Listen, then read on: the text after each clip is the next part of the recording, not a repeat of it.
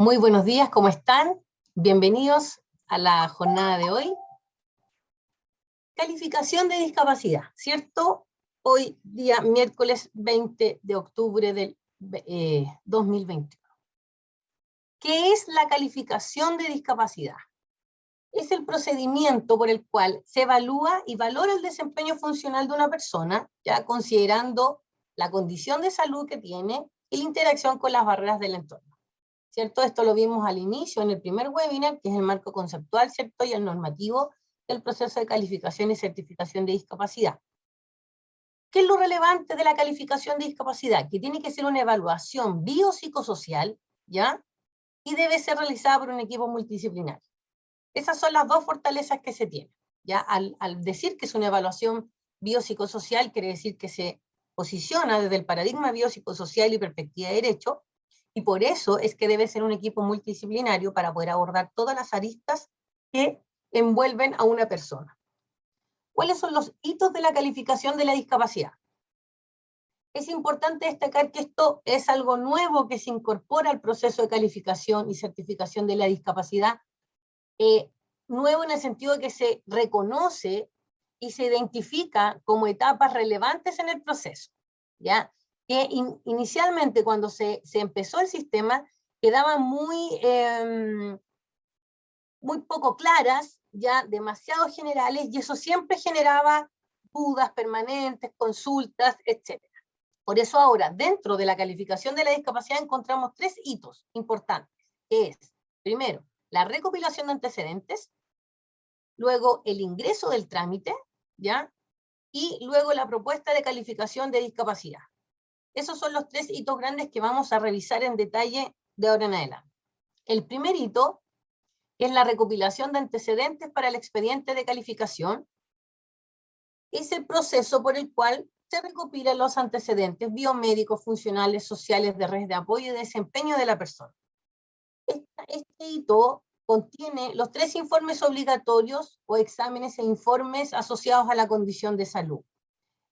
Este hito ya generalmente lo realizan las entidades calificadoras de discapacidad cuando completan los tres informes, y en el caso del levantamiento de dos informes lo hacen, o uno lo hacen las instituciones colaboradoras. Durante la elaboración de este expediente, de estos tres informes, ¿cierto? No hay un orden de cuál es el informe que se levanta primero, pero sí es un requisito contar con el informe biomédico funcional y con el informe social antes de levantar el informe de desempeño en comunidad, que es la aplicación del instrumento IVADE. ¿Ya? Eso sí es importante en el orden de cómo yo levanto la información. Entonces, esta etapa es la recopilación de antecedentes para el expediente de calificación. ¿Quiénes son responsables de este hito? La persona interesada en calificar y certificar su discapacidad o su representante. ¿Por qué es responsable? Porque es el solicitante. Es quien va, es el interesado, quien va a el CESFAM, el SECOF, el COSAM, a la ONG, ¿cierto? Que son entidades calificadoras de discapacidad, a solicitar que califiquen, que lo evalúen para solicitar el trámite de discapacidad. Luego, que se entrega la posta, ¿cierto?, a la institución, a la entidad calificadora, son los profesionales o los profesionales involucrados en el proceso de tratamiento, rehabilitación o inclusión de las entidades calificadoras de discapacidad o instituciones colaboradoras. Y en el caso de que los usuarios no tengan acceso a una entidad calificadora de discapacidad en el territorio o institución colaboradora, estamos hablando de los casos más extremos, ¿cierto?, o que el usuario se atiende en una entidad privada o no se atiende en ningún sistema de salud, es los profesionales del equipo de discapacidad de CONPIN quienes a veces levantan esta información. Pero no es lo ideal, porque como ustedes saben que es una evaluación biopsicosocial, tiene que considerar el territorio también. Entonces las entidades calificadoras son las principales gestoras de este proceso. Pero siempre tiene que existir la posibilidad para estos casos límite que tenemos en nuestro país. Las entidades calificadoras de discapacidad, instituciones colaboradoras, ¿tienen plazo para ejecutar este hito? Esta es una pregunta que siempre nos han hecho, y la ley, la 20.422, habla que la calificación tiene un plazo de 20 días. Pero en la realidad, cuando empezamos a implementar el sistema, nos dimos cuenta que 20 días para hacer todo el proceso, considerando estos 3 hitos que mencionamos, no era factible, ¿ya? O sea, no es implementable ese tiempo que destina la ley para la calificación, ¿ya? Porque significa varias etapas, y también depende mucho del usuario, del tiempo en que el usuario va a solicitar la información, si asiste o no asiste, por ejemplo, a las evaluaciones. Entonces, hay muchas aristas en las cuales no se tiene manejo. Hay variables que no tienen control bajo la entidad calificadora de discapacidad o la institución colaboradora, ¿ya? Por ende, en esta etapa, el tiempo que se asignó es, en el caso de la administración pública, y esto fue trabajado con los profesionales que elaboraron el manual, más los revisores. En la administración pública existe la ley 19.880 que establece bases de los procedimientos administrativos que rigen los actos de los órganos de la administración del Estado, ¿ya? Esa normativa tiene un principio que es el principio de celeridad, o sea que nosotros debiéramos, a medida que el interesado, en este caso el usuario, solicita una evaluación, el principio de celeridad debiera ser la base y hacerlo lo antes posible. Pero también esta ley manifiesta que tenemos mínimos días y máximos días para desarrollar un proceso, ¿ya? Los mínimos días son 30 días hábiles, ¿ya? Considerando desde la solicitud, de la gestión de la información, etc. Y un máximo de 6 meses en caso de fuerza mayor. ¿Qué queremos decir con esto? Que en rigor tenemos entre 1 a 6 meses, ¿ya? Como máximo, para hacer el levantamiento de la información. ¿Por qué es importante tener un rango de movimiento no tan acotado? ¿Ya? Porque sabemos las dificultades que hay para atención tanto en APS como en nivel hospitalario, ¿ya? En caso de los médicos especialistas, acceso a exámenes y todo. Entonces, nuestra responsabilidad tampoco es tensionar la red asistencial, ¿ya? Y la idea es que sea un trabajo colaborativo, por lo tanto, nosotros que administramos el trámite, también debemos tener ese margen y ese espacio, y proveer ese espacio y ese margen de tiempo a las entidades calificadoras de discapacidad. Mucho va a depender también de la autogestión del propio usuario, ¿ya? De que sea el gestor de su propio trámite, por lo tanto, solicite la información, lleve la información, se contacte con la institución calificadora, etc. Pero también una responsabilidad de los profesionales que estamos haciendo el proceso. Y en el caso de las entidades privadas, lo que se espera es que se acojan a este principio de celeridad, ¿cierto?, en beneficio de los interesados. Ahí la ley no aplica frente a la administración privada, ¿cierto?, sino que es solamente a la administración pública. Y damos también a entender que en el caso de las entidades calificadoras de discapacidad que son privadas, también tienen sus propios tiempos, ¿cierto? Y eso va a depender de la autogestión también que tenga el usuario y de la corresponsabilidad de los profesionales que están viendo el tema. Entonces, ¿qué hay que destacar? Que los profesionales de las entidades calificadoras de discapacidad o instituciones colaboradoras, cuando antes se le decían tiene 20 días para hacer el proceso, incluido el trabajo que hacía con PIN, eso ya se dejó detenido. El plazo de 20 días los vamos a ver más adelante, en un hito principal del proceso, y ahora tienen un espacio de maniobra, ¿cierto?, para poder hacer el levantamiento antecedente. Eso es importante también para que lo tengan en conocimiento los servicios de salud, que ya lo van a saber con el proceso de publicación del manual, y los municipios también, que eran uno de los principales observadores y que nos planteaban permanentemente esta situación. Ahora, ¿cuáles son los informes obligatorios? ¿Ya? Como ustedes saben, llevan tiempo haciendo calificación de discapacidad, son 3, ¿cierto? El biomédico funcional, que contiene, recopila la información biomédica funcional de la persona, incluye los diagnósticos que dan origen a la discapacidad, breve historia clínica, medicamentos, estado funcional, y uso y o requerimiento de ayudas técnicas. Estos informes, durante la pandemia, el año pasado, ¿cierto?, a mitad de año, se ajustaron, se redujeron consistentemente en cantidad de hojas, en preguntas, y se dejaron lo más concreto y con la información necesaria que tenía Compin, que necesitaba Compin para el proceso de propuesta de calificación de discapacidad. ¿Qué es lo relevante de este informe? Ya, no solamente el diagnóstico, ya, porque el diagnóstico a secas no da mucha información.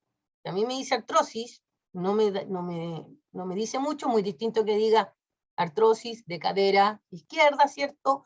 O una data de 15 años, de 2 años, etc. Por eso la breve historia clínica es importante. ¿De cuándo que la persona tiene esta condición de salud? ¿Toma medicamentos? ¿Está en tratamiento? ¿Tiene rehabilitación? ¿Cuál es el estado funcional actual? Breve también, ¿ya? Y si usa o no usa ayudas técnicas. Esos son temas relevantes a considerar para efectos de la evaluación. ¿Quién es el responsable de completar este informe? Profesional perteneciente a una entidad calificadora de la discapacidad o institución colaboradora, ¿cierto?, que se encuentra a cargo de facilitar el proceso de tratamiento, rehabilitación e inclusión del interesado. ¿Quiénes pueden hacerlo? Terapeuta ocupacional, kinesiólogo, fonoaudióloga, psicóloga, médico, enfermera, y quién es el mismo quien deberá firmar y timbrar el informe, ¿ya? Muchas veces pasa que quizás lo hacen en conjunto, pero siempre tiene que haber un responsable quien elabore y firma y timbra el informe. Como les comentaba en el webinar anterior, esto no se trata de la gestión de un profesional, sino que son documentos que emana una entidad calificadora de discapacidad, por lo tanto, tiene que tener el timbre de la institución. Dentro de los informes, de los documentos complementarios que tiene este informe, ya son informes y exámenes complementarios según condición de salud, que los vamos a ver más adelante. Tiene una vigencia máxima de 1 año, ¿ya? Y el tiempo estimado de ejecución de este informe es de 30 minutos. Ya este cálculo también se hizo con profesionales que trabajan en calificación de discapacidad, referentes del servicio de salud y también de Compin, considerando el levantamiento de la información, tanto recabando la información de la ficha clínica, y si es que se considera una breve entrevista al usuario, ¿ya? Y completando esta información a través del Word que se utiliza para este formato. Luego viene el informe social y de redes de apoyo, ¿cierto?, que contiene la información sobre los factores sociales y ambientales en lo que se desenvuelve la persona. Pues estos son entorno familiar, situación laboral, educativa, cultural, apoyo de la red social y participación social del interesado. Si ustedes se fijan, el primer informe, el biomédico funcional, contiene información de la condición de salud, de estructura y función, y alguna información de actividad, ¿cierto? Este informe contiene información principalmente de factores ambientales, tanto factores contextuales, tanto ambientales como de personales. Es elaborado, firmado y timbrado por trabajador o asistente social de una entidad calificadora de discapacidad o institución colaboradora. ¿Ya? Este informe siempre va a ser elaborado por esa disciplina. Documentos complementarios no requiere, tiene una vigencia también máxima de 1 año y un tiempo estimado de ejecución de 30 minutos. El informe, considerando igual breves entrevistas o levantamiento de la ficha clínica. Los informes no son tan extensos, por eso es que también se considera este tiempo, y en cuanto a narrativa o a narración de la información, es más bien, figura más checklist, ¿cierto?, que tanto redacción. Por lo mismo, para acotar los tiempos de información y de entrega de la información. Y por último, dentro de los obligatorios, está el informe de desempeño en comunidad. Es un informe que se obtiene de la aplicación del instrumento de valoración de desempeño en comunidad, ¿cierto?, que evalúa por autorreporte el grado de dificultad que presenta la o el interesado para realizar actividades acorde a su rango etario, ¿ya? Y esto entrega un resultado a través de un porcentaje y un grado de discapacidad. Este instrumento evalúa la discapacidad bajo los estándares de la Clasificación Internacional del Funcionamiento de la Discapacidad y de la Salud. Esta aplicación debe realizarse de acuerdo al protocolo vigente. Existe el protocolo propio del instrumento, ¿cierto?, y contando previamente con el informe biomédico funcional y el informe social y de redes de apoyo. Y va a ser realizada por un profesional capacitado y reconocido por el Ministerio de Salud para la aplicación del instrumento, obviamente, y que pertenece a una entidad calificadora de discapacidad o institución colaboradora. ¿Ya? Reiteramos que no es solamente tener un profesional capacitado, sino que la institución debe ser entidad calificadora de discapacidad o ser reconocida como institución colaboradora. ¿Quién es responsable de hacer el informe de desempeño, cierto? En el caso de que el usuario no tenga acceso a una entidad calificadora de discapacidad o institución colaboradora con un profesional capacitado, ¿cierto? Podrá ser evaluado por un profesional del equipo de discapacidad de la CONPINA o subcomisión correspondiente. Y documentos complementarios no requiere documentos complementarios, pero sí, como les mencionaba en la diapositiva anterior, hay que tener los otros 2 informes previamente antes de la aplicación, sobre todo si yo no conozco al usuario. ¿Ya? Eso es importante. Vigencia, máximo 1 año, y el tiempo estimado en ejecución es de 45 minutos. ¿Por qué este tiene más tiempo que los otros? ¿Ya? Porque considera la aplicación del instrumento, cuando yo hago la entrevista de los 30 o 33 códigos a la persona, en este caso, en caso de 18 años, son más de 30 preguntas, ¿ya? Y luego hay un ingreso de los resultados a la plataforma de cálculo que emite un PDF con el resultado, con el informe. Entonces también considera ese tiempo. Es tiempo administrativo propiamente tal, ¿ya? Y que puede ser entre los 15 minutos o 10 minutos, dependiendo de lo que me demore en aplicar el IVAD. Mientras más conocimiento tengo en la aplicación, me puedo demorar menos, pero también va a depender de la capacidad de comprensión de quien estoy entrevistando, ¿cierto? Ustedes saben muy bien eso, los que son calificadores de discapacidad. Ahora, ¿qué es importante? Para efectos de ciertas condiciones de salud, nosotros vamos a solicitar esta información de manera obligatoria, ¿ya? Esto a partir de los años que llevamos evaluando discapacidad, ¿cierto? Y que es necesario para poder precisar y confirmar ciertos estados funcionales asociados a la condición de salud. ¿Ya? Y que para poder tener la confirmación diagnóstica o una proyección, tengo que tener más o menos la información, ¿cierto? Entonces, en el caso de las deficiencias intelectuales, se va a solicitar siempre informe de psicometría. ¿Ya? Eso va sí o sí.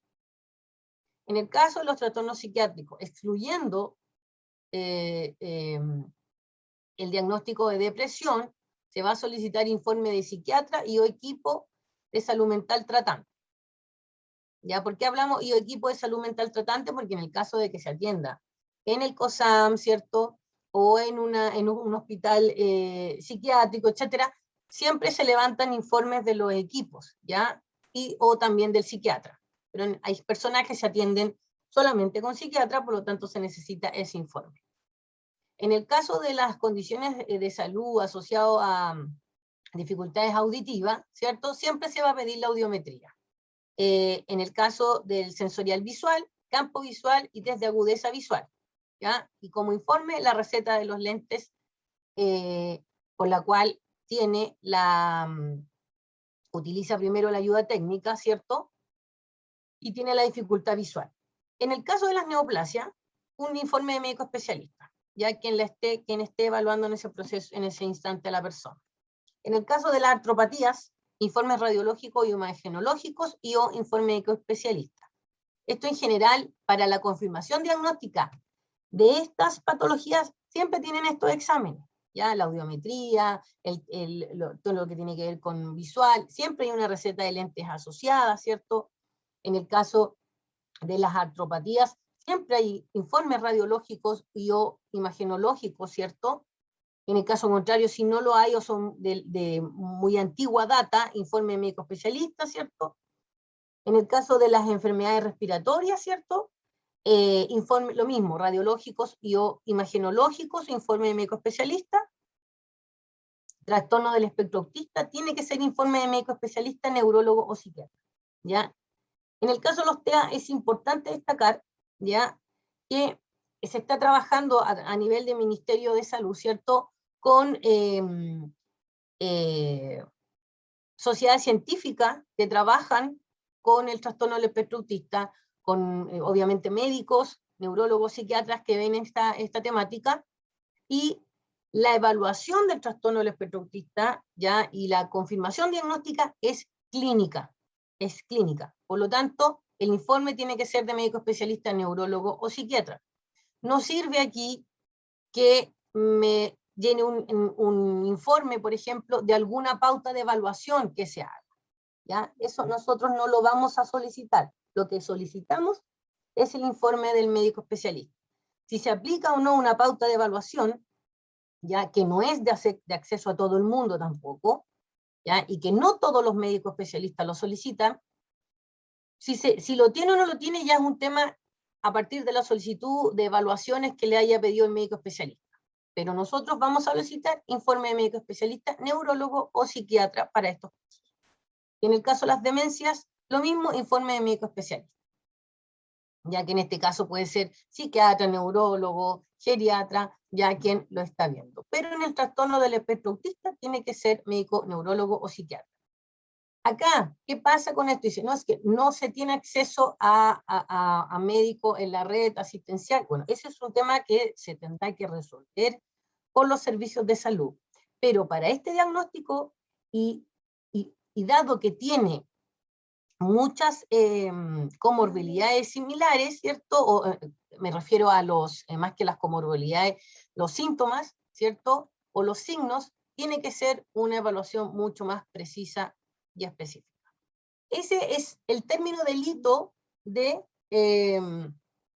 recopilación de antecedentes. Y ahora pasamos al hito 2, que tiene que ver con el ingreso del trámite. De acuerdo a lo establecido en el capítulo 2 de la ley 19.880, ¿cierto? Que establece procedimiento administrativo que rige los actos del órgano de administración del Estado. Se da inicio al procedimiento administrativo para la certificación de la discapacidad cuando se inicia el trámite. Ahí es cuando parte el trámite legalmente, ¿ya? Por lo tanto, es ahí cuando empiezan a correr los tiempos. Y puede efectuarse a petición de la misma persona interesada, de las personas que lo representan, o de las personas o entidades que lo tengan a su cargo. Eso dice la ley 20.422 y el reglamento del decreto número 47 del Ministerio de Salud. Y actualmente tenemos una vía de ingreso, ¿ya? Que es vía remota, que ustedes pueden ingresar a la página web milicenciamedica.cl y ahí iniciar trámite de certificación de discapacidad. Pero considerando que no todas las personas tienen acceso a internet, ¿cierto? Que no todos tienen cultura digital, igual existe la opción vía presencial, en que el usuario puede llevar su expediente de calificación a una oficina con PIN, o el representante o la entidad que lo tenga a cargo, pero de igual forma el trámite se hace de manera digital, porque lo que hacen los funcionarios con PIN es recoger este expediente e ingresarlo a la plataforma digital, ¿ya? Y después esos documentos se le entregan al usuario de vuelta porque se escanea la información y se sube a la plataforma digital.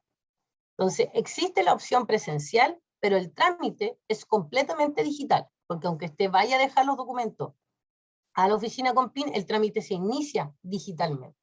Y tiene que tener correo electrónico para que le lleguen las notificaciones, etc.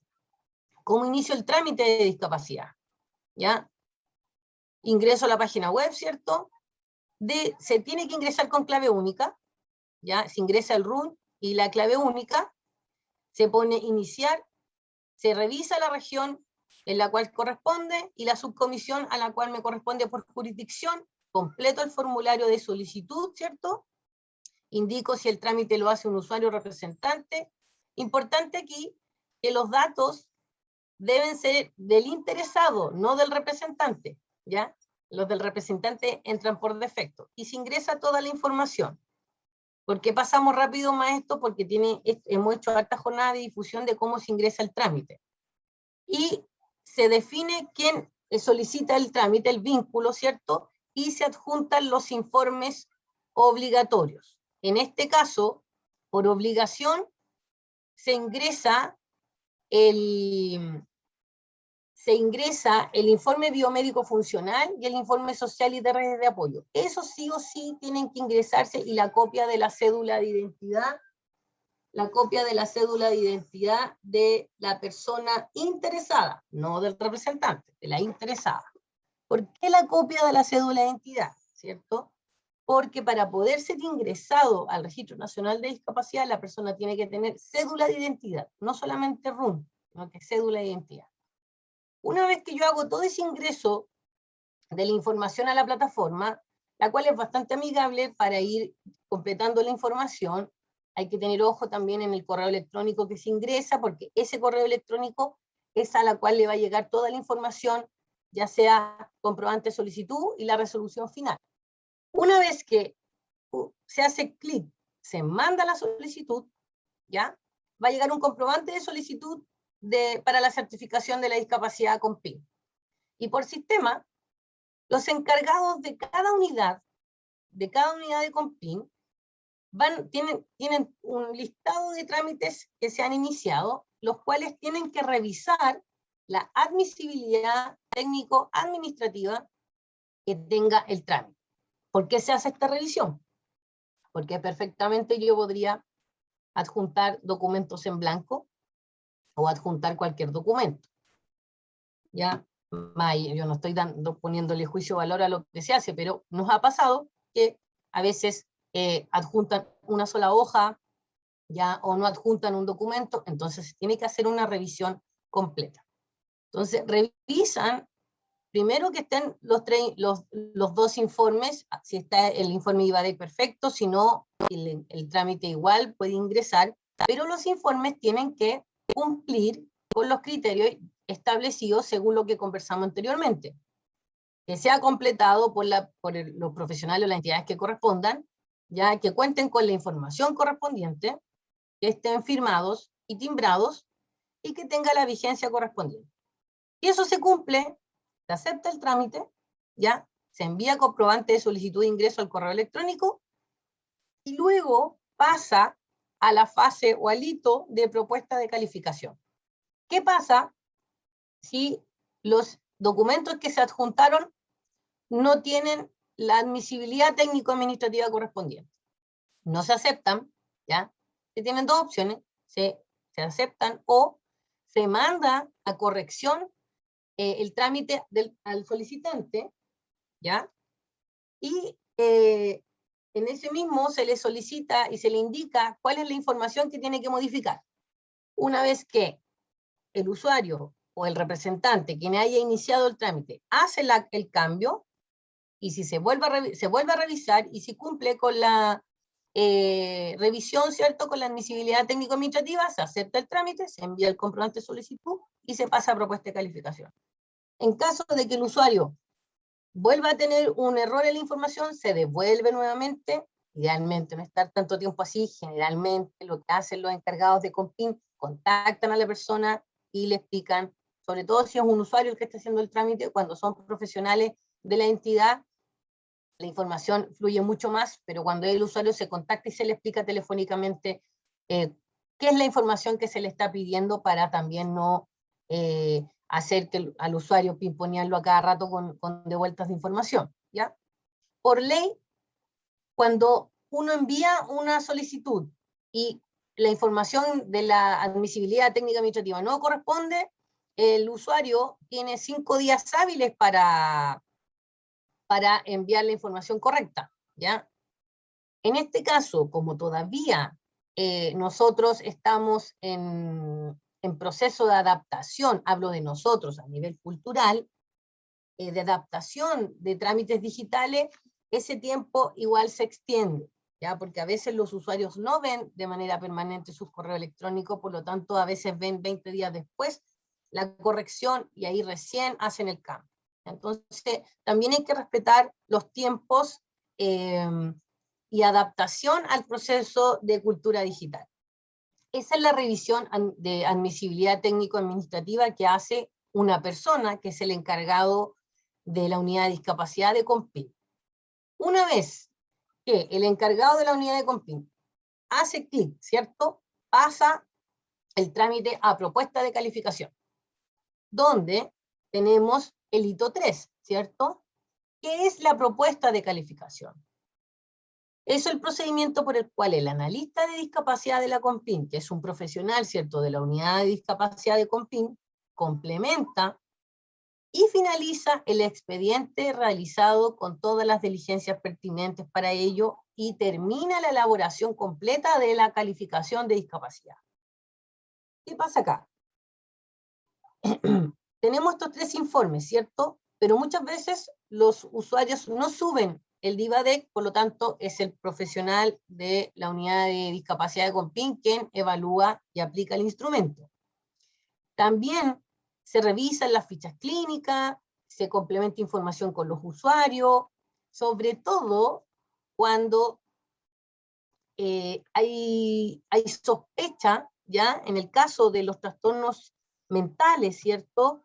Y poca claridad, cuando hay poca claridad de la información, ya de la información diagnóstica, de cómo está la persona, y ahí se pide un poco más de información porque muchas veces esto va para tribunales de justicia para solicitar la interdicción.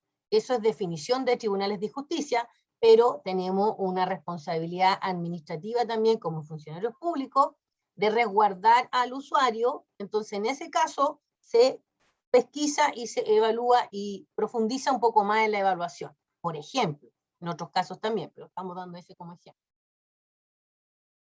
¿Qué hace aquí el analista de discapacidad de Compin? Ya que es un profesional fonoaudiólogo, psicólogo, trabajador social, ¿cierto? Kinesiólogo, terapeuta ocupacional. Ve la coherencia entre los antecedentes de los informes obligatorios, ¿ya? Y también complementa revisión de fichas clínicas, ¿cierto? Y revisa la información con profesionales tratantes. ¿Por qué tenemos el modelo biopsicosocial acá de la CIF, ¿cierto? Con los 3 informes. Porque lo que se hace es definir la coherencia propia de cada informe, ya del informe social, del informe biomédico funcional que contenga información de la condición de salud, que sea coherente con el estado funcional, con el uso de las ayudas técnicas, con los fármacos, con si tiene o no tiene rehabilitación, o se atiende en un establecimiento de salud, con el origen de la discapacidad, etc. Luego se ve la coherencia propia del instrumento de valoración de desempeño en comunidad, ¿cierto? Que es por autorreporte, pero que tiene sus propios marcos de control internos del instrumento para poder revisar la coherencia, y el informe social y de redes de apoyo con la información de los factores ambientales y los factores personales. Luego de revisar uno a uno, se hace el cruce de la información o el match coherente entre ellos. ¿Qué quiere decir? Si el informe biomédico funcional dice que hay un diagnóstico, por ejemplo, un deterioro cognitivo, ya leve, moderado, severo, debiera ser coherente con el reporte del instrumento de valoración de desempeño en comunidad, dado que cuando sabemos que existe un deterioro cognitivo leve, moderado, severo, sabemos qué funciones o estructuras corporales se van a ver afectadas, ¿cierto? ¿Por qué digo sabemos? Porque por una formación de pregrado se tiene ese conocimiento, ¿ya? Y por eso es que destacamos terapeuta ocupacional, fonoaudiólogo, psicólogo, kinesiólogo, ¿cierto? Médico, enfermera, ¿ya? Se tiene esa información de base para comprender que va a tener ciertas dificultades. Obviamente cada persona es un mundo aparte, pero desde la clínica, ¿cierto? Se sabe que debiera tener dificultades en ciertas funciones y estructuras corporales. Así también ciertas limitaciones en algunas actividades. Recuerden que aquí también aparece el factor cuidador, ¿ya? O ayuda técnica, adaptación, que también se tiene que considerar para el análisis. Y la restricción en la participación también. Y ahí la coherencia en limitaciones en la actividad y en la participación va a verse influenciada por la información del informe social y de redes de apoyo. Por eso es que ese informe es tan relevante y lo tiene que hacer el profesional o la profesional que tiene la formación de pregrado para ello. que son los trabajadores sociales, ¿cierto? O asistentes sociales. Esa información me va a dar luces de el nivel educativo de la persona, si trabaja o no trabaja, cuál es su red de apoyo, si tiene o no tiene cuidador, por ejemplo, ¿ya? Y ahí yo voy a saber perfectamente si esta persona tiene o no tiene ayuda, y si los factores ambientales están siendo barrera o facilitador, y en el instrumento de evaluación de desempeño en comunidad me lo debiera reflejar. ¿Ya? Eso es importante. Y ahí se ve la coherencia entre los tres informes y se analiza esa evaluación completa que se hace. Todo este proceso de análisis, de revisión, también se lleva a un documento, ¿ya? Que queda establecido ahí. Perdón. Y acá aparecen los 20 días de calificación que habla la ley 20.422, ¿ya? Cuando se completa el proceso de calificación. Desde que se reciben los antecedentes, se hace una revisión. Cuando se termina la revisión, ¿ya? Pasa automáticamente a correr los 20 días hábiles que ahí por ley la CONPIC tiene que cumplir. Y se hace todo este proceso. Se complementa la información, ¿cierto? Se aplica el IVADEC y se hace la propuesta de calificación de discapacidad. Como les comentaba, muchas veces cuando el usuario no es evaluado por la entidad calificadora de discapacidad o la institución colaboradora, se aplica el IVADEC y se analiza la coherencia interna del informe de desempeño IVADEC-CIF. Si se fijan acá yo tengo el formulario de respuesta, ¿cierto? Del instrumento, donde están todos los códigos. Y acá hay una coherencia interna del instrumento a nivel vertical, ¿ya? Y otra a nivel horizontal. ¿Qué quiere decir esto? A nivel vertical tiene que ver con las actividades que se están evaluando. ¿Ya? Si tienes dificultades en mirar, ¿ya? Dificultades altas, por ejemplo, sabemos, quienes aplicamos el instrumento, que va a tener dificultades en otras actividades de mayor complejidad. Ya en el caso de centrar la atención también, por ejemplo, si tiene dificultades en centrar la atención, va a tener dificultad en completar la rutina diaria, por ejemplo. ¿Ya? Esas son un poco de coherencias que existen. Y la otra tiene que ver con la respuesta A, que tiene que ver con, con el desempeño actual, considerando las ayudas, y la respuesta del calificador B, que evalúa capacidad cuando yo le saco las ayudas.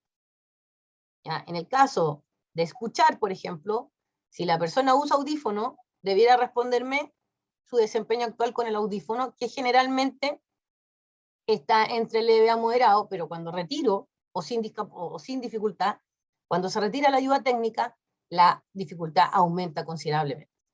Por eso es importante que en el informe biomédico funcional se destaquen todas las ayudas técnicas o adaptaciones que la persona utiliza. Y eso es, obviamente, cuando hagamos los talleres de calificadores de discapacidad, vamos a ver en profundidad el instrumento de evaluación de desempeño en comunidad y la base CIF que tiene para poder entender por qué se usa ese código y por qué se usa esa actividad. Pero esto es lo que hacen los analistas de discapacidad de las CONPIC. Otra función que les corresponde hacer es determinar si existe o no movilidad reducida. La movilidad reducida está asociada ya a beneficios para el subsidio de vivienda. Ustedes saben que los beneficios están asociados a cuando la persona tiene discapacidad, independiente del porcentaje, la edad, etc. ¿Cierto? ¿Tiene RND? Sí. Por lo tanto, tiene acceso a los beneficios de personas con discapacidad. Pero también está asociado a un beneficio en el subsidio asociado a la UF, que entrega el subsidio de vivienda, si la persona o un integrante de la familia tiene una movilidad reducida. ¿Y qué hace el analista de discapacidad? Levanta esta información, ya calcula si la persona tiene movilidad reducida o no, a partir de los códigos del mismo instrumento de valoración de desempeño en comunidad. Esto no es azaroso, no es, no se le entrevista nuevamente al usuario para saber eso, sino que a partir de la misma respuesta que entregó el usuario en la aplicación del instrumento, se extraen la información, ¿cierto?, para determinar si la persona tiene o no tiene movilidad reducida. ya hay un algoritmo de cálculo que se calcula según la edad, ya, y el origen de discapacidad determinado por, que se levanta del informe biomédico funcional. Es importante que, destacar que esta es información interna, ya no se puede mostrar cómo se calcula la movilidad reducida, porque está asociado a beneficio, principalmente. Entonces, eso queda de manejo reservado dentro de las facultades de COMPIN, pero tiene una lógica técnica y siempre va a estar basado en el instrumento de valoración de desempeño en comunidad. Y luego viene, finalmente, ¿cierto?, el analista de discapacidad prepara la propuesta de calificación de discapacidad, termina el análisis, claro, repone el porcentaje de discapacidad que entrega el informe, ¿ya? Y toda esta información se va como base para la etapa siguiente que viene, que es de certificación de la discapacidad en la Comisión de Movilidad Común y Discapacidad, que así se le denomina a la Comisión de Discapacidad, ¿cierto? Que lo reducimos un poco, pero el nombre completo es Comisión de Movilidad Común y Discapacidad. Ya, esta información es la que el analista va a entregar en la comisión para determinar si la persona tiene o no tiene discapacidad, cuánto porcentaje y grado. Se levanta el formulario de resumen de calificación, que esto es todo a nivel digital. Toda la información que el analista de discapacidad ingresa está en la plataforma digital y es visible para el encargado de la unidad, para el presidente de la comisión, o sea, es una información transparente. Obviamente que el usuario no visualiza hasta que se le entrega la resolución. Pero en el caso, por ejemplo, que tribunales de justicia nos solicite, que lo pueden hacer, información respecto a la calificación de don XX, nosotros podemos proveer esta información de manera completa. Cuando lo solicita Tribunal de Justicia, por ejemplo, en este caso, o la Contraloría General de la República, etc. Pero no es una información que nosotros entreguemos a todo el mundo, ya, porque es una información privada, información personal de cada individuo y solicitante. En el formulario de resumen de calificación van los datos del interesado o interesada, la zona de la vivienda, los informes obligatorios y complementarios, la institución calificadora que realizó el proceso, si tiene o no tiene movilidad reducida, observaciones relevantes dentro del proceso de análisis, ¿cierto?, antecedentes sociales relevantes, diagnóstico principal o secundario si lo tiene, el porcentaje de discapacidad, según el IVADEC. Acá, importante destacar que el analista no hace cambio del porcentaje de discapacidad. Si el usuario reportó algo y quedó con un 25%, ese es el porcentaje que se va a la comisión. Y también se determina el origen principal de discapacidad o el secundario si tiene. Luego, en la etapa de comisión, ¿cierto?, en la etapa de certificación de discapacidad, se ve si se mantiene ese porcentaje, se aumenta o se disminuye, y eso lo vamos a ver la semana que viene. Y aquí culmina la etapa de calificación. Y el hito, o sea, el producto final es el formulario de resumen de calificación que se va a la etapa de certificación de discapacidad. Como ustedes pueden ver, es un proceso no menor desde que se solicita la recopilación de antecedentes hasta que se presenta el formulario de resumen de calificación. Siempre nos cuestionan los tiempos, que se demora mucho, que es muy engorroso, y nos plantean que ¿para qué tanta cosa? El tema es que estás evaluando discapacidad bajo el modelo biopsicosocial, por lo tanto tienes que ver todas las aristas del sujeto, ¿ya? Segundo, bajo perspectiva de derecho, se tiene que respetar la privacidad de la persona, se tiene que hacer una evaluación de un equipo multidisciplinario, se tiene que hacer un análisis profundo, fidedigno y certero, ¿cierto? ¿Ya? Y también hay una normativa administrativa que a COMPIN, que COMPIN debe cumplir, por lo tanto todo tiene que quedar evidenciado, todo, nada es al azar, todo tiene que ser estándar, todo tiene que ser protocolizado. ¿Ya? ¿Por qué? Porque es la única forma de hacer una evaluación completa, estándar a nivel país. Y esta evaluación, el proceso, ¿ya?, la estandarización, la forma de hacer las cosas es la misma en todas las COMPIN.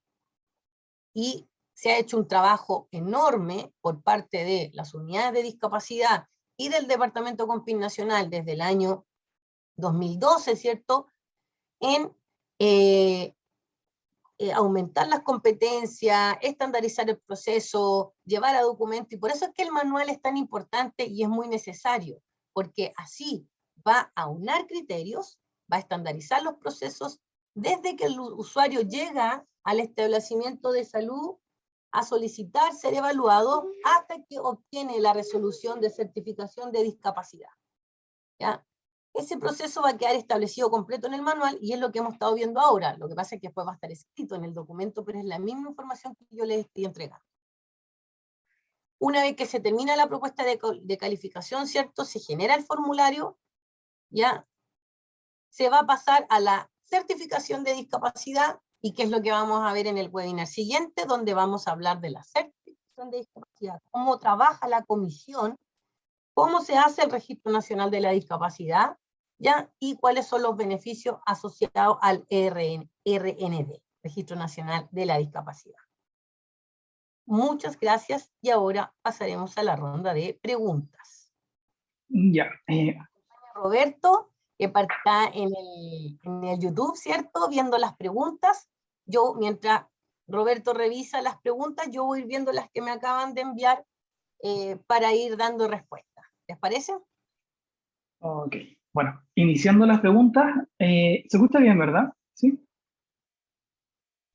Sí, querido, se escucha bien. Ya. Ok, miren. Han tenido varias, bueno, la participación ha sido mayor que el webinar anterior. Se notan que sus preguntas están bastante preguntones, la verdad. Y, y bueno, asocié tres preguntas a un diagnóstico en particular que se repite bastante, sobre las personas con trastorno espectro autista. Dice, en caso de personas con TEA, si el psiquiatra es quien hace el informe biomédico, de todas formas debe incorporar otro informe complementario. Y también, en caso también de este diagnóstico, se presentan, aparte de presentar el informe biomédico hecho por un neurólogo, es necesario un informe aparte. Y también asociado a este diagnóstico, es necesario, o sea, la evaluación de ADOS, que es la evaluación de diagnóstico del TEA. Eso también es vigente, se puede acreditar con la aplicación como respaldo de este test. Ya. Primero, si el informe biomédico funcional lo va a llenar el médico especialista, tanto el psiquiatra como el neurólogo, no necesita un informe complementario, ¿ya? Pero pasa muchas veces que los usuarios atienden en la PS y ven de manera particular al médico y ya tiene un informe que todavía está vigente, ¿cierto? Y lo puede complementar.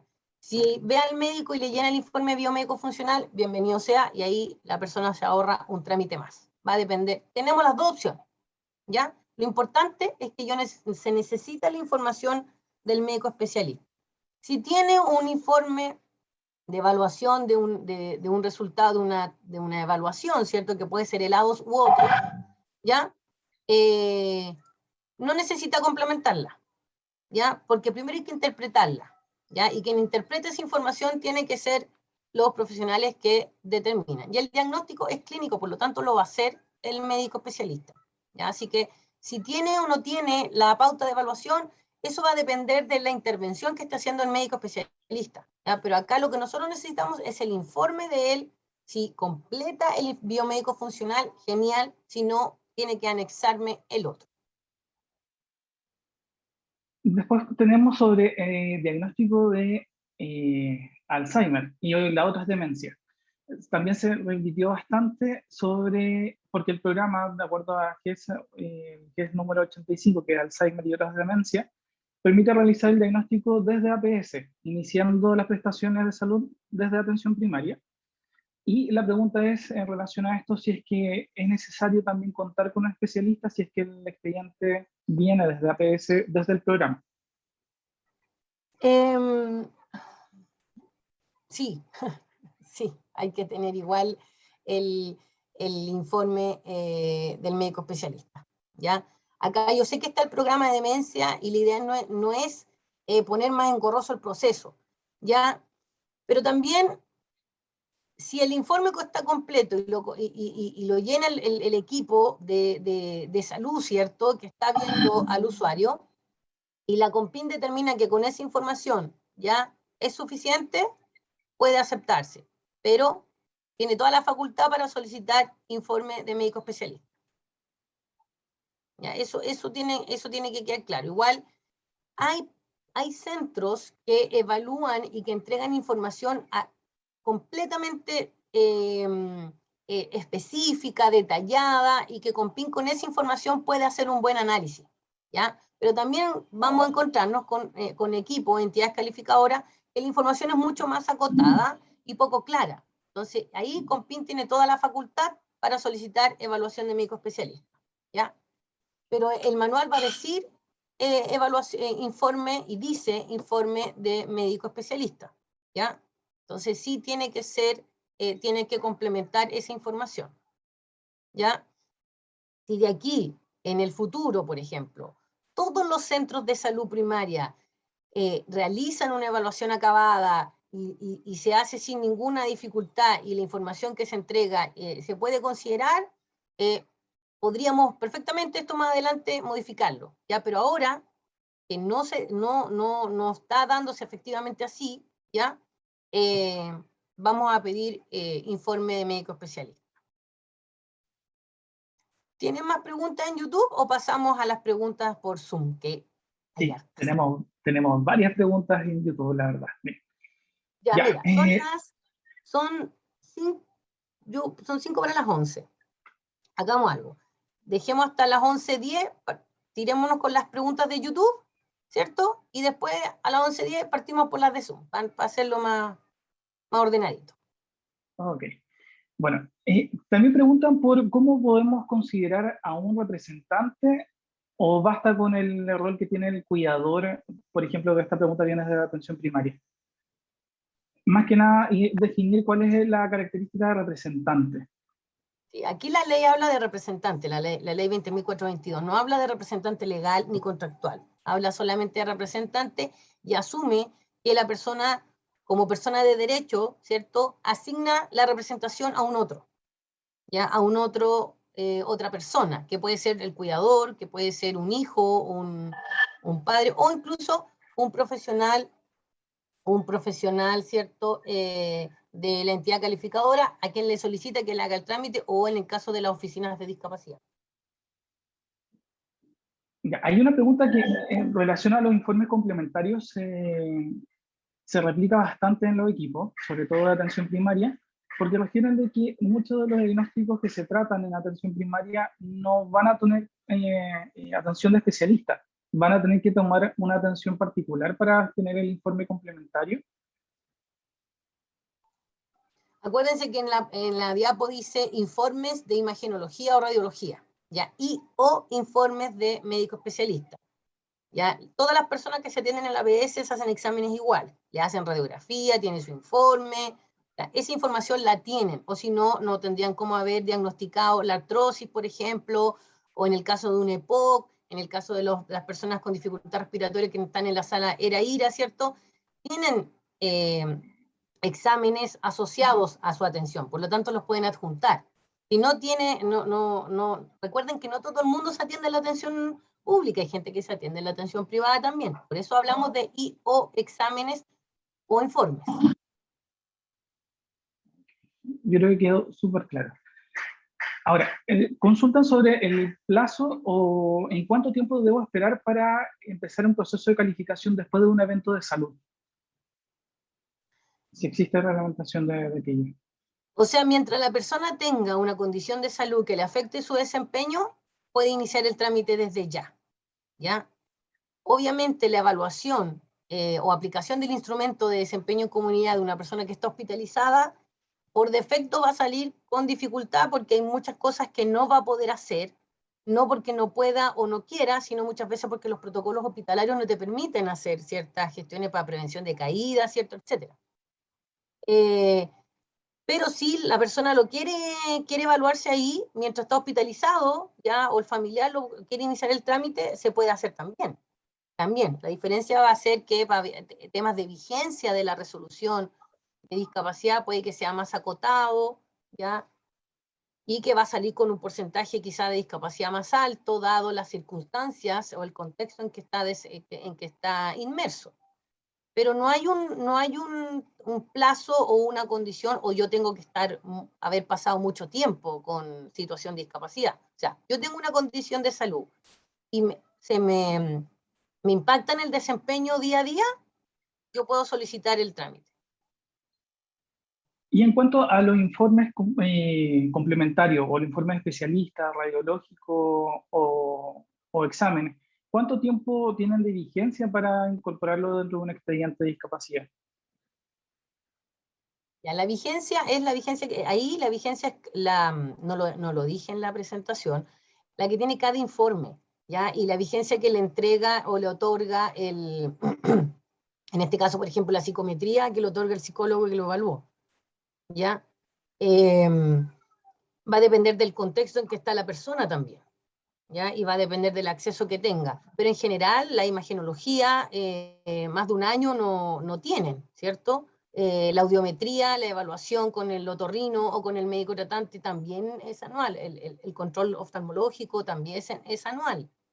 ¿Ya? En el caso de los cánceres puede que sea más seguido, dependiendo de en qué etapa del proceso de la enfermedad esté la persona. ¿Ya? Por lo tanto, cada examen tiene su vigencia o cada informe de médico especialista. Pero en general, si le pusimos la vigencia de un año a los informes, es porque en estricto rigor, entre un año y otro, la situación de la persona varía, por ABC motivo. Esto no tiene que ver solamente por la condición de salud, sino que tiene que ver también por temas de contexto social, etc. Y en cuanto a los establecimientos de salud que no cuentan con un profesional capacitado en IADEC, ¿lo debe realizar contigo? En el caso de que la persona, por ejemplo, se atienda en el CEFAM X de la región de Arica, la encargada de la unidad de discapacidad sabe perfectamente si ese CEFAM tiene o no alguna persona capacitada para aplicar.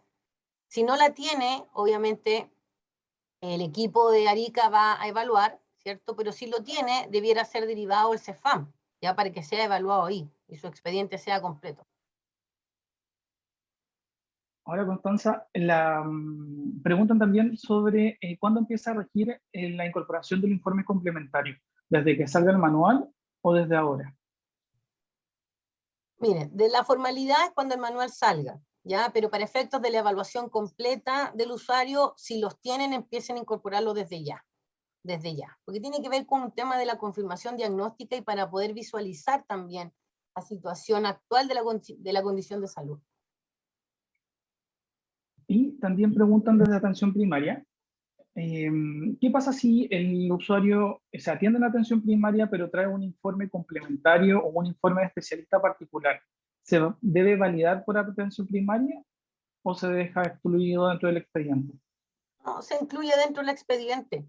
No tienen ninguna necesidad de hacerse responsable de un informe que emitió otro profesional o un médico. ¿Ya? Ahí la COMPIN determinará y revisará la admisibilidad administrativa o técnica que tenga ese documento. Y también sobre el diagnóstico de discapacidad intelectual. Preguntan, bueno, hay más que nada, más que una pregunta, es una afirmación. Desde atención primaria no se cuenta con la posibilidad o la función de realizar psicometría. ¿Qué se hace en esos casos? ¿Se deriva a atención especializada o de forma particular?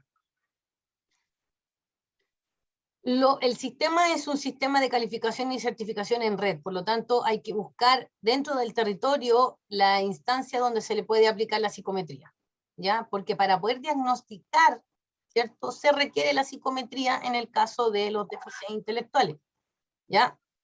Así que es importante que se derive a la especialidad que corresponde. En este caso, si es de APS y corresponde derivarlo al hospital, habrá que derivarlo al hospital. ¿Ya? Pero es importante tener esa información. Esto pasa principalmente cuando están en el proceso de confirmación diagnóstica. Porque cuando el usuario ya ha sido diagnosticado, toda esa información la tiene, pero pasa en la fase de confirmación diagnóstica, ya sea en el caso de los deterioros, o sea, del déficit intelectual, o de los trastornos del espectro autista, o de las demencias. ¿Ya? Si están en proceso de confirmación diagnóstica, claro, vamos a tener quizás no toda la información, pero si ya está diagnosticado y ha pasado un tiempo, esa información va a estar. Consultando, también preguntan por el proceso de reevaluación. ¿Qué pasa si una persona no está de acuerdo con la certificación de discapacidad? Ya, eso lo vamos a ver en el webinar que viene, pero como todo trámite administrativo, todas las personas pueden levantar un recurso de reposición, ya, pero eso lo vamos a ver la próxima semana. Y preguntan en relación también al... bueno, esta pregunta viene desde equipo Compin. ¿Qué pasa si el usuario no tiene mail? Tampoco el profesional, o sea, no, nosotros como profesional de Compin debemos colocar nuestro correo institucional, sabiendo que la resolución nos llega a nosotros. ¿Qué se debe realizar en ese proceso? ¿Se debe colocar el correo institucional? No, esa respuesta la dimos hace hartos meses atrás a la gente con PIN, ¿cierto? No se debe poner correo institucional, ¿ya? ¿Ya? Hay que ver la posibilidad de gestionar con el usuario algún correo electrónico, ¿ya? Que tenga o que provee, y si el usuario no tiene correo electrónico, hay que buscar a alguien de la municipalidad, ya sea de la oficina de discapacidad, ya quien pueda apoyar en el proceso a este usuario. Pero no se pone el correo electrónico del funcionario, ¿ya? Porque la resolución debe llegarle a alguien que el usuario, o al usuario o a un representante que el usuario defina. Después tenemos una pregunta que viene desde la dispositivo de salud rural. Dice, ¿qué pasa si una persona con discapacidad no tiene acceso a especialista? ¿Qué solución se le entregará si vive en la zona rural y no cuenta con acceso a prestaciones de salud de especialista? Esas son gestiones que tienen que hacer los servicios, ¿ya? Es importante.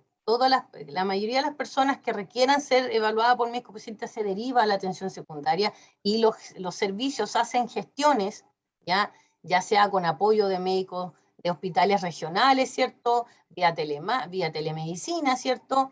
U otras instancias, pero sí es una gestión que hacen los servicios de salud, ¿ya? Como les digo, nuestra labor no es diagnosticar. A nosotros nos tienen que entregar la información completa respecto al proceso.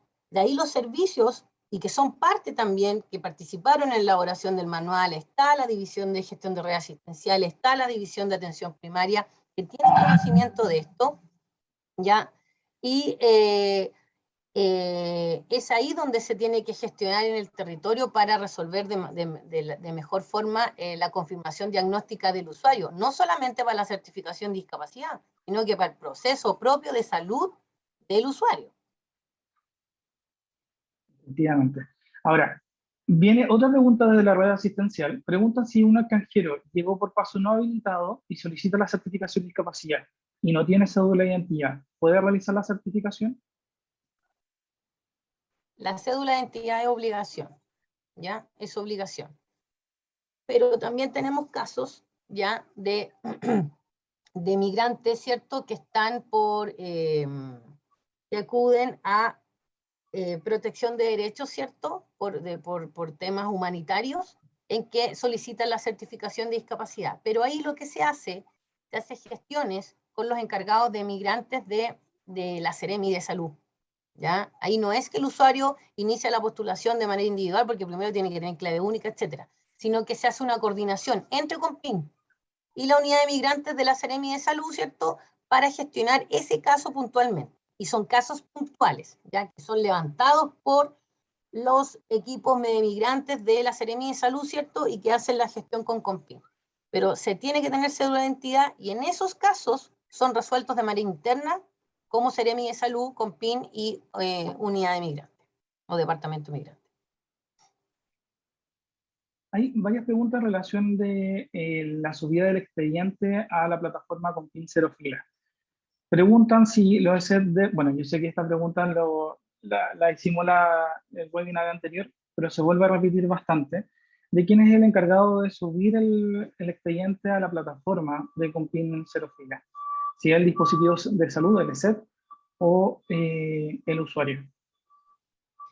El trámite es voluntario y va por el interesado, ¿ya? Si el interesado le delega la responsabilidad o le solicita a un representante, lo puede hacer el representante. Si ese representante es un profesional de la entidad calificadora de discapacidad, lo puede ser, ¿ya? Si no, lo puede hacer un familiar. O sea, va a depender a quién le solicita la gestión del trámite, o sea, el usuario. Nosotros como Compin no obligamos a nadie a iniciar el trámite de manera digital. Ya lo hace el usuario o quien él determine o la entidad que lo tiene a cargo. ¿Ya? Pero nosotros no le hemos dicho a las entidades, usted tiene que iniciar el trámite o a la institución colaboradora.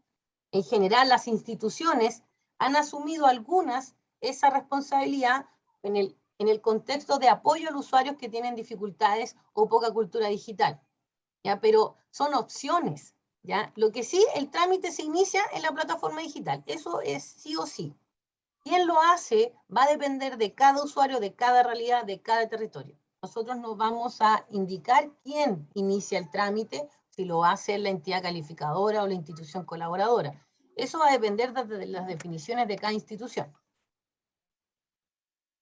Constanza, no sé si estamos bien en el tiempo. Bueno, Sí, igual hay muchas preguntas, de verdad que hay muchas sí, acá preguntas. yo igual tengo hartas, pero hay unas priorizadas que tienen que ver con la temática que vimos ahora. Sí, ahora hay tres preguntas que están muy vinculadas, que tienen que ver cómo Compin va categorizando los orígenes de discapacidad. Por ejemplo, nos preguntan por el origen, ¿cuál sería el origen de la epilepsia? Si pasa a ser como discapacidad física. También nos preguntan por la fibromialgia, si es que es física con mental psíquica o mixta. Eh, y sí, eso, más que nada, ¿cómo se va categorizando los orígenes de discapacidad de acuerdo a la información otorgada?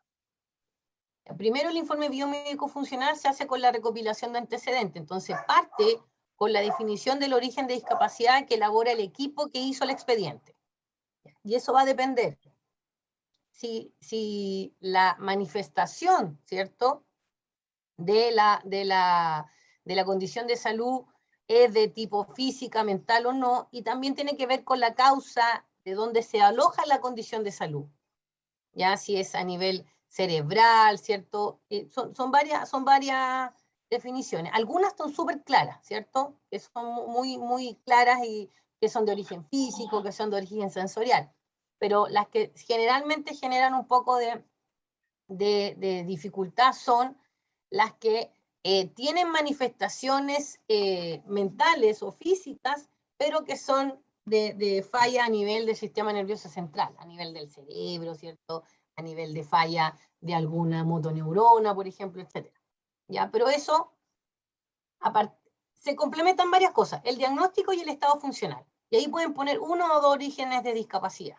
Y va a también depender de la conversa que se tenga con el usuario, si él quiere, manifiesta que es más bien físico o que es más bien mental también. ¿Ya? Y después Compin va a corroborar esa información en el minuto del análisis y si encuentra que se le debiera agregar un origen más porque hay una condición de salud asociada, se le agregará uno más. ¿Ya? Pero eso se ve caso a caso, no es tan categórico, tampoco es tan lineal, este diagnóstico genera tal cosa, sino que también va a depender.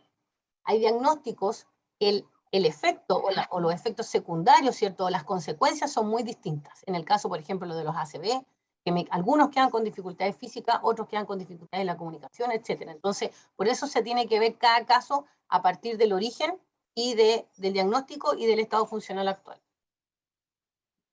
Ya, ahora voy a pasar a las preguntas del Zoom. Yo sé que hay muchas preguntas ya, pero acá mis compañeras han consolidado las preguntas más relevantes asociadas a la temática que estamos abordando.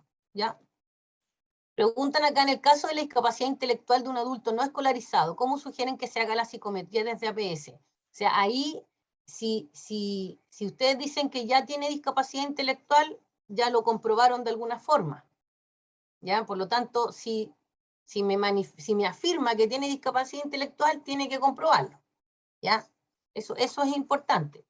La psicometría inicialmente, claro, está asociada cuando yo estoy en el proceso de diagnóstico, pero si usted me confirma que tiene una discapacidad intelectual y hay un diagnóstico asociado, esa información debiera tenerla, ¿ya? O un informe o algo que me dé la certeza de que tiene dificultad intelectual asociado a disminución de CI, etc. Ya, consulta, ¿qué pasa con usuarios de zona rural que tramiten su credencial de discapacidad? Muy adultos con un evidente diagnóstico de déficit intelectual, acreditado por médicos, pero nunca evaluado ni... Ya. Ojo que acá hay que diferenciar entre el déficit intelectual y deterioro cognitivo, ¿ya? O la baja escolaridad, ya son cosas distintas. En el caso de las personas, independiente que sea rural o no, ¿ya? En la zona urbana también hay personas con baja escolaridad o con deterioro cognitivo o con un consumo excesivo de alcohol que genera daño orgánico cerebral, cierto secundario alcoholismo. Esto tiene que ver con la pérdida de la capacidad intelectual a nivel de coeficiente intelectual, ¿ya? Eso es importante, por eso es que se hace la diferencia. Acá no todas las personas con deterioro cognitivo tienen déficit intelectual, por ejemplo, ¿ya? Esa es la diferencia.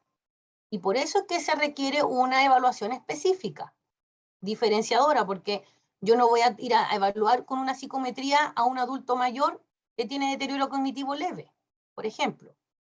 Tiene que ver con el déficit intelectual asociado al CI. Ya, yo de nuevo con el tema de la psicometría, ¿cierto? Si los CEFAM presentan dificultades para evaluar, hay que buscar la instancia dentro del territorio. Ya hay la red asistencial, el CEFAM no trabaja solo, también hay COSAM, también hay hospitales, ¿cierto? Hay que hacer una red mucho más completa para evaluar al usuario.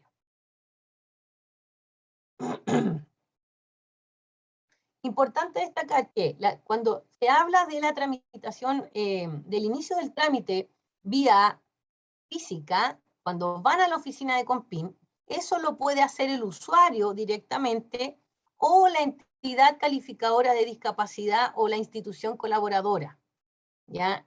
Es un inicio. Y ese expediente se recibe y Compin lo ingresa, ¿ya? Me mencionan aquí una oficina que no recibe los documentos de manera presencial, porque como que obliga a la ESET a hacerlo. No puedes obligar a la entidad calificadora a iniciar el trámite por el usuario, ¿ya? Esa es una decisión que va a tomar el usuario, y si la ESET quiere representar al usuario e iniciar el trámite, lo puede hacer, pero no es obligación. Por lo tanto, Compin no puede dejar de recibir expedientes en físico, ya sea que lo inicia el usuario o la entidad calificadora de discapacidad o la institución colaboradora. Acá me preguntan algo que tiene que ver con el inicio del trámite. Si los niños, en el caso de los niños, ¿cierto? Los adolescentes que no tienen cédula de identidad, pueden usar el certificado de nacimiento para iniciar el trámite teniendo el RUT claro, pero si no tiene la cédula de identidad, no va a poder ser ingresado en el RND. Por lo tanto, el registro civil, cuando reciba nuestra resolución, no lo va a ingresar. Y que va a tener que hacer el papá o la mamá, ir a registro civil presencialmente a activar ese RND. Así que la sugerencia es, y la sugerencia que le hacemos a los papás cuando los encargados de la unidad de discapacidad revisan, es si está en proceso de la cédula, si ya inició la solicitud y todo, espere que la tenga. Y ahí se reactiva el trámite nuevamente. Porque si no, va a pasar que va a tener la resolución, pero no va a quedar inscrito en el RND, y obviamente hay papás que con tanta cosa que tienen con su hijo, les olvida ir al registro civil y después dicen, no tiene el RND, pasa por eso. Entonces, mejor hacer las cosas de manera ordenada y con cédula de identidad vigente. Acá una pregunta importante con el enfoque de diversidad, que tiene que ver con el enfoque de género, ¿cierto? Si una persona se identifica como hombre o mujer. Para efectos sanitarios, nosotros trabajamos en la Seremia de Salud, ¿cierto? Dependemos de la Subsecretaría de Salud Pública. Para efectos sanitarios siempre se tiene que distinguir por sexo. Ya, eso es un dato y una variable que siempre tiene que permanecer, ¿ya? Para efectos de la evaluación de discapacidad, si la persona se reconoce como trans, como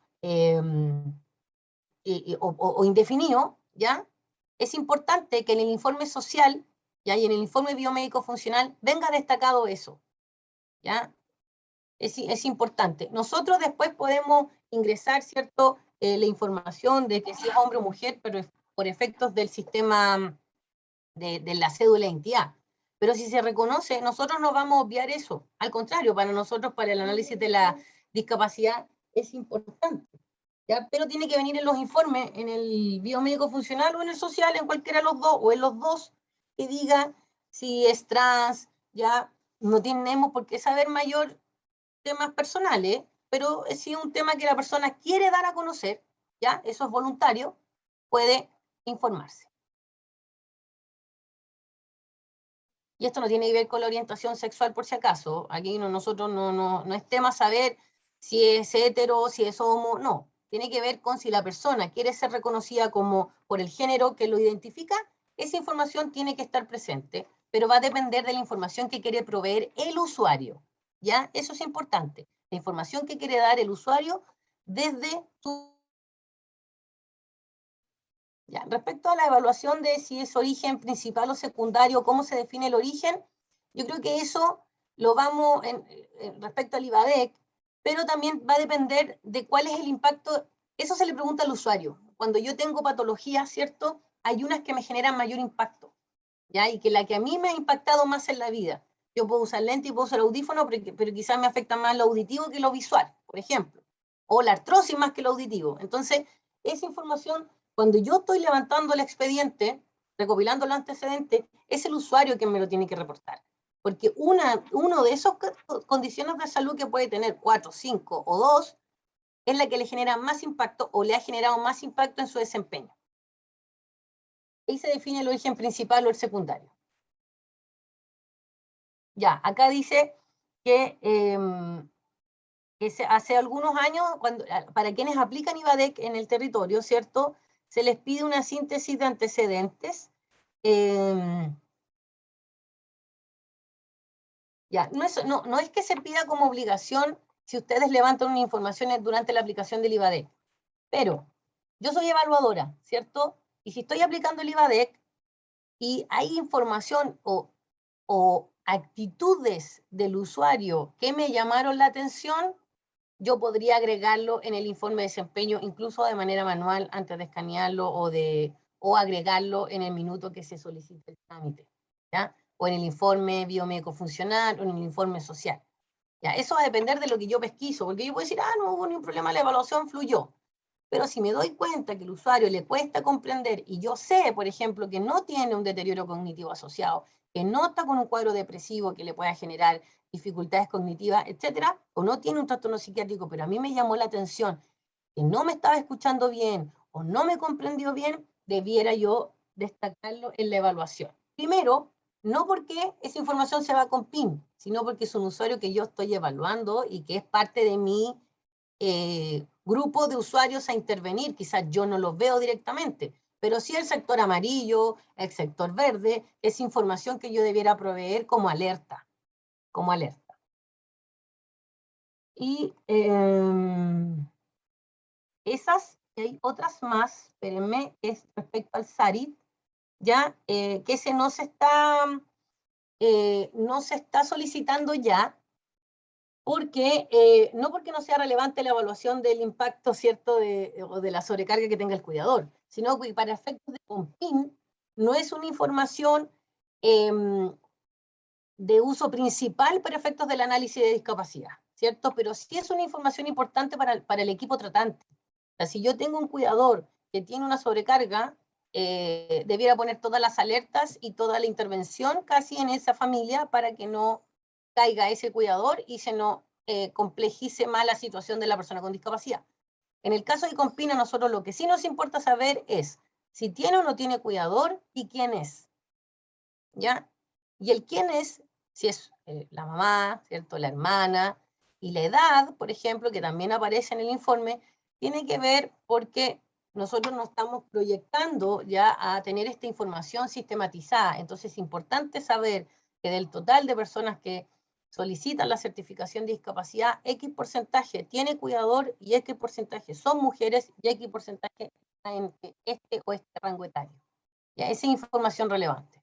Pero el SARIT ya no se aplica por temas también de tiempo y que se priorizó la evaluación, Y en este caso no era una prioridad saber la sobrecarga del cuidador para efectos de COMPIN. Eso yo quiero que quede súper claro, para efectos de COMPIN y el análisis. Pero sí es relevante para efectos de la red asistencial. La vigencia de los informes, preguntan aquí, hay varias preguntas, se presentaron varias preguntas. Con máximo de un año es de año calendario, ¿ya? Por lo tanto, si hoy día es 20 de octubre, ¿ya? Yo puedo aceptar un informe del 20 de octubre del 2020, porque ya tiene un año máximo, ya puedo aceptar ese. A eso nos referimos con un año. Claro que si me llega uno del 19 de octubre del año pasado o del 18, las unidades de discapacidad tampoco son tan cerrados como para no aceptar ningún informe, pero si me llega un informe de enero del 2020, no se va a aceptar porque ya casi que vamos a llevar 2 años, por ejemplo. ¿Ya? Esto no tiene que ver con plazos o simplemente por ser quisquilloso de poner una fecha, sino que estás evaluando la discapacidad aquí y ahora, en el contexto actual. Por lo tanto, la información tiene que ser actual. ¿Ya? Obviamente, las personas, si una persona con discapacidad, pongamos en el contexto pandemia, le dio COVID, su situación de discapacidad cambió. Entonces no me sirve el informe del 2020, necesito uno actualizado si es que le dio COVID, por ejemplo. O si se cambió de casa, si tuvo que irse a otro lugar porque o los niños no fueron a clase, etc. ¿Ya? Es información importante que hay que incorporar. Acá es importante determinar que el tema de los informes obligatorios asociados a condición de salud, reitero, nosotros al momento de hacer la solicitud de calificación de discapacidad, nosotros, persona natural, cuando yo quiero certificar mi discapacidad, yo ya estoy diagnosticado. ¿Ya? Yo ya tengo una condición de salud, con un diagnóstico, con una evaluación de médica, con intervenciones, ya estoy con medicamentos, ya estoy con la ayuda técnica. Incluso un bebé que recién nacido también está intervenido, también está diagnosticado.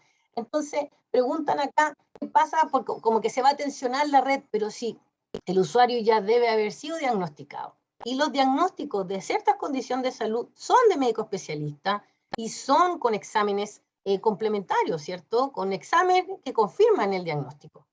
¿Ya? Nosotros también hicimos una revisión basada en evidencia, también leemos las guías de práctica clínica, ¿ya? Nosotros trabajamos con médicos contralores, por lo tanto, no es una decisión unilateral, ¿cierto? O voluntariosa, es una decisión técnica, ¿ya? Y que cuando yo voy a solicitar la certificación de discapacidad, el usuario ya está diagnosticado, o sea, no puede llegar ninguno con sospecha de, no me sirve eso. Tiene que llegar con una información más concreta, ¿ya?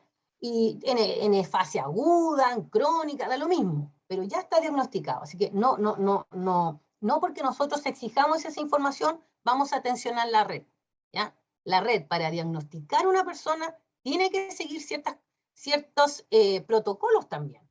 Y lo deriva a la atención secundaria, y lo deriva dentro de la misma red asistencial, etc. Nosotros no estamos pidiendo nada que la red no deba hacer. No me queda, por lo menos hay una sugerencia de tal vez colocar en la página preguntas frecuentes, y colocar justamente, es como sugerencia. Y bueno, después hay otra pregunta que en relación, Completamente de acuerdo.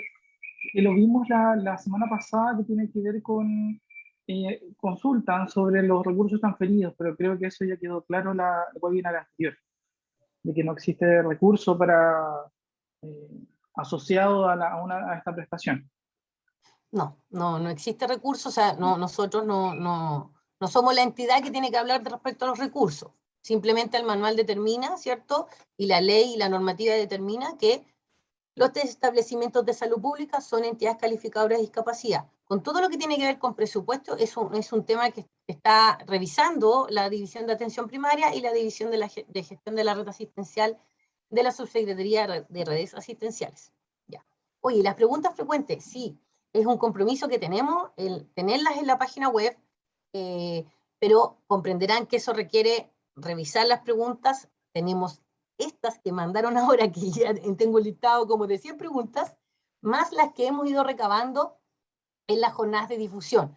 Pero me comprometo que antes de Navidad tendrán las preguntas, la pregunta frecuente en la página web de milicenciamedica.cl.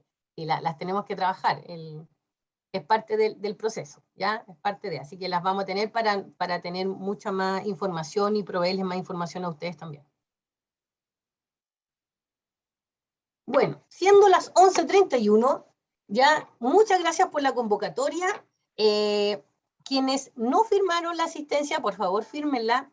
Y si alguien tuvo dificultad para firmar la asistencia anterior, puede escribir un correo electrónico. Yo creo que mi correo electrónico lo tiene todo el mundo, ¿cierto? Y podemos revisar si tuvo alguna dificultad para ello. Pero me tiene que comprobar que sí asistió al webinar, porque si no, todo el mundo va a querer llenar el formulario posterior a la fecha, ¿ya? Entonces, tienen que mostrar una evidencia de que efectivamente participaron en el webinar anterior si no llenaron el formulario de asistencia, porque esto sería injusto para la gente que lo llenó y sí participó, ¿ya? Así que, eso. Y nos vemos el próximo miércoles, en este mismo horario, ¿cierto? Y bajo las mismas plataformas, Zoom y YouTube. Recuerden que los webinars pasados ya están en el canal YouTube, también en el chat incluyeron el link, pueden ingresar al canal YouTube de Hospital Digital Chile y ahí van a encontrar los 2 webinars anteriores. Así que muchísimas gracias y nos estamos viendo la próxima semana. Muchas gracias, Roberto, por tu colaboración y por tu apoyo.